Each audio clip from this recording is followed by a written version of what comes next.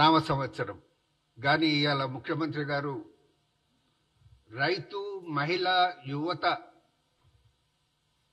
నామ సంవత్సరంగా ఈ సంవత్సరాన్ని జరుపుకుంటామని ప్రకటించడం జరిగింది. ఈ సందర్భంగా రాష్ట్ర ప్రజలందరికీ కూడా రైతు మహిళ యువత నామ సంవత్సర శుభాకాంక్షలు తెలుపుతా ఉన్నాను. ముఖ్యమంత్రి గారు ప్రతి గ్రామ పంచాయతీలో స్కూళ్లను ఒకవేళ గతంలో మూసి ఉంటే వాటిని తెరవాలనే మాట కూడా చెప్పడం జరిగింది. డిఎస్సి ప్రకటనకు కూడా సన్నాహాలు అనేది మొదలు పెట్టడం జరుగుతున్నదన్న విషయాన్ని కూడా తెలిసింది. ప్రజలు ఈ నిర్ణయాల పట్ల హర్షిస్తున్నారు. కాంగ్రెస్ ప్రభుత్వం ఏర్పడి ఇప్పటికీ ఒక నెల కూడా పూర్తి కాలేదు. ఈ రోజు వరకు కేవలం 25 రోజులు మాత్రమే పూర్తయ్యాయి. ముఖ్యమంత్రితో సహా అందరు మంత్రులు కూడా ఎంతటి నిబద్ధతతో మెరుపు తీగల్లా పనిచేస్తున్నారో 6 గ్యారంటీలను పూర్తిగా అమలు చేసే పద్ధతిలో కృషి చేస్తున్నారు. రాష్ట్ర ప్రజలందరూ కూడా గమనిస్తున్నారు, హర్షిస్తున్నారు కూడా. కానీ కేటీఆర్, హరీష్ లాంటి వారు ఓటమిని అనేది జీర్ణించుకోలేక ఇంకా మతి భ్రమించి మాట్లాడటం చూస్తే వాళ్ళ యొక్క పరిస్థితిని రాష్ట్ర ప్రజలు అర్థం చేసుకోలేకపోతున్నారనే మాట మనం చేస్తున్నాం. అధికారం నుండి బయటపడంగానే వాళ్ళు నీటి నుండి చేపలు బయటపడితే ఏ విధంగా అయితే తల్లడిల్లుతారో ఆ విధంగా తల్లడిల్లుతూ మాట్లాడుతున్నారు. నిన్న హరీష్ రావు గారు మాట్లాడుతూ గ్యారంటీలను అమలు చేసి మాట్లాడటం చేయాలని, తొందరగా చెయ్యాలని, మోడల్ కోడ్ ఆఫ్ కండక్ట్ రాకముందే చెయ్యాలని అని మాట్లాడటం జరిగింది. మాకు తెలుసు, మేము సోయిలోనే ఉన్నాం. మా కాంగ్రెస్ పార్టీ, కాంగ్రెస్ నాయకులు, ముఖ్యమంత్రి, మంత్రులు అందరూ మేము సోయిలోనే ఉన్నాం. మేము 100 రోజుల్లో గ్యారంటీలను పూర్తి చేస్తామని, అమలు చేస్తామనే మాట, మొదలు పెడతామనే మాట చెప్పడం జరిగింది. ఆ సోయిలో మేము ఉన్నాం. మీరు మాకు జ్ఞాపకం చేయాల్సినటువంటి అవసరం లేదనే మాట మీకు మనవి చేస్తా ఉన్నాను. మీరు ప్రజల్లో ఏదో అభద్రత కల్పించే ప్రయత్నం, ఈ ప్రభుత్వం ఏదో తప్పించుకునే ప్రయత్నం చేయబోతుందనే ఒక అపోహ కల్పించే ప్రయత్నం మీరు చేస్తున్నారు. కానీ ప్రజలు మీ మాటలను నమ్మరు అనే మాట మీకు మనవి చేస్తా ఉన్నాను. ప్రజలకు కాంగ్రెస్ పై ఉన్న నమ్మకాన్ని మీరు దెబ్బతీయలేరు. మీ విశ్వసనీయత పూర్తిగా ప్రజల్లో నుంచి పోయింది. మీరు ఇంకా ఎక్కువగా మాట్లాడితే మీరు పూర్తిగా మీకు అంతో అరనో కొరనో ఏదైనా విశ్వసనీయత ఉంటే అది కూడా పూర్తిగా పోతుందనేసి మీరు గుర్తుపెట్టుకోండి. ముందు మమ్మల్ని పని చేయనియండి. మేము పని చేస్తున్నాం కదా, 25 రోజుల్లోనే మా పడితనం చూపెట్టాం కదా, 2 గ్యారంటీలను అమలు చేయటం మొదలు పెట్టాం కదా. మిగతా గ్యారంటీల విషయంలో అర్హులు ఎవరో, అర్హులను యొక్క ఒక లిస్ట్ అనేది ప్రిపేర్ చేయడానికి అనేది వాళ్ళ దగ్గర దరఖాస్తులు తీసుకోవడం జరుగుతుంది కదా. మీకు తొందర ఎందుకనే మాట మీకు ప్రశ్నిస్తున్నాను. అదేవిధంగా నిన్న కేటీఆర్ గారు ఒక ట్వీట్లో ఆయన, ఒకవేళ మేము 32 మెడికల్ కాలేజీలు కాకుండా 32 ఫేక్ ఛానళ్లు పెట్టుంటే గెలిచేవారు అనే మాట మాట్లాడటం అనేది అది ఆయన అహంకారానికి నిదర్శనం. ప్రజలను చులకన చేసి మాట్లాడటం ఇది.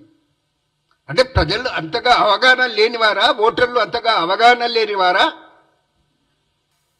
మీరు అలా చులకనగా మాట్లాడినందుకు మీరు ప్రజలతో క్షమాపణలు కోరాలి, ఓటర్లతో క్షమాపణలు కోరాలన్న మాట మనవి చేస్తా ఉన్నాను. అసలుకు ప్రజలు ఓటర్లు ఎన్నడూ మిమ్మల్ని గెలిపించొద్దు, అధికారం నుంచి దూరం పెట్టారనే నిర్ణయం తీసుకోవడం జరిగింది. ఒకవేళ మేము కొన్ని జాగ్రత్తలు తీసుకొని ఉంటే, అంటే కాంగ్రెస్ పార్టీ ఇంకా కొంచెం జాగ్రత్త వహించి ఉంటే మీకు 15 సీట్లు కూడా మించి రాకపోయేవన్న విషయాన్ని మీరు గుర్తుంచుకోవాలనే మాట మీకు మనం చేస్తా ఉన్నాను. మీరు ఫేక్ ఛానళ్ళ మాట మాట్లాడుతున్నారు. మీ చేతుల్లో ఒక ఛానల్, ఒక పత్రిక ఉంది కదా, ఎంత ఫేక్ న్యూస్ అనేది అందులో జొప్పించడం జరిగింది ప్రజలకు తెలియదా? మీరు ఏ ఛానల్ను, ఏ పత్రికను మీ ఫేక్ అడ్వర్టైజ్మెంట్స్ తోటి మీ స్వార్థానికి ఉపయోగించుకునే ప్రయత్నం చేయలేదని మిమ్మల్ని క్వశ్చన్ చేస్తున్నాను. కాంగ్రెస్ పార్టీ ఎన్నికల కమిషన్ కూడా కంప్లైంట్ చేస్తే మీరిచ్చిన కొన్ని ఫేక్ ప్రకటనలను ఎన్నికల కమిషన్ నిలిపివేసిందనే విషయాన్ని కూడా మీకు గుర్తుకు తెస్తున్నాను. మీలో ఉన్నదంతా ఫేక్, మీరు చేసిందంతా ఫేక్, మీరు ప్రజలను మభ్యపెట్టిందంతా ఫేక్. అది మర్చిపోయి మాట్లాడటం సరికాదనే మాట మీతో మనవి చేస్తూ, ఇటువంటి దిగజారుడు రాజకీయాలకు ఇకనైనా మీరు స్వస్తి పలకండి. లేకుంటే ప్రజలు, ఓటర్లు ఈ రాబోయే లోక్సభ ఎన్నికల్లో మీకు తగిన జవాబు చెప్తారనే మాట మనవి చేస్తాను. మీకు ఒక్క సీటు రాకుండా పోతుంది. తెలంగాణలోని 17 సీట్లలో ఒక్క సీటు మీద కూడా బీఆర్ఎస్ అనేది ఖాతా తెరవలేదు. ఇప్పటికే ప్రజలు ఆ విషయంలో కృతమైన నిశ్చయంతో వచ్చారు అనే విషయాన్ని మీరు గమనించితే మంచిదనే మాట మనం చేస్తా ఉన్నాను. ఇక 22 క్రూజ్ వాహనాలు, అంటే బుల్లెట్ వాహనాలు అంటున్నారు, వాటి గురించి ముఖ్యమంత్రి గారు ఆ మధ్యలో ఒక చోట చెప్పడం జరిగింది. కవిత గారు, కడియం శ్రీఆర్ గారు ఒకరోజు మాట్లాడిన ప్రెస్ మీట్లలోనే వారు 2 భిన్నమైన అభిప్రాయాలను వ్యక్తం చేయటం జరిగింది. కవిత గారు అంటారు, అవి కొనిన విషయం అనేది అసలు కేసీఆర్ గారికి తెలియదంటారు. అది ఇంటెలిజెన్స్ మాత్రమే చూసుకుంటుంది, ఇంటెలిజెన్స్ అధికారులే అనేది కొనుగోలు చేస్తారు. అది పంపించింది కూడా, విజయవాడకు పంపించింది కూడా ఇంటెలిజెన్స్ అధికారులు అనే మాట కవిత గారు చెప్తే, కడియం శ్రీహరి గారు మరోవైపు అంటారు ఏంటంటే, ఏ కొనుగోలు జరిగినా కానీ అది క్యాబినెట్ డిసిషన్ తోటే జరుగుతుంది, క్యాబినెట్ డిసిషన్ ద్వారానే జరిగిందనే మాట చెప్పారు ఆయన. అంటే క్యాబినెట్ డిసిషన్ జరిగితే ముఖ్యమంత్రికి తెలియకుండా క్యాబినెట్ డిసిషన్ జరుగుతుందా అనే విషయాన్ని నేను బీఆర్ఎస్ నాయకులను ప్రశ్నిస్తూ ఉన్నాను అన్నమాట మనవి చేస్తూ ఉన్నాను.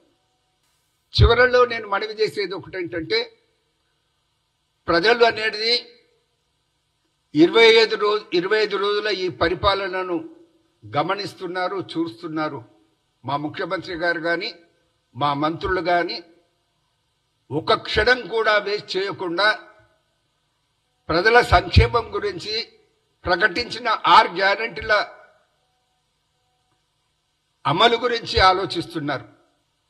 మీలా కేసీఆర్లా ఫామ్ హౌస్లో రెస్ట్ తీసుకున్న క్షణం ఒకటి కూడా ఇప్పటి వరకు, ఒక క్షణం కూడా ఆ రకంగా 25 రోజుల్లో వేస్ట్ చేసినటువంటి దాఖలాలు ఇక్కడ కనబడలేదు. ఇది ప్రజలు గమనిస్తున్నారు. ఇప్పటికైనా మీ నడవడికను, రీతిని మార్చుకోవద్దు అనేసి విజ్ఞప్తి చేస్తా ఉన్నాను. Thank you.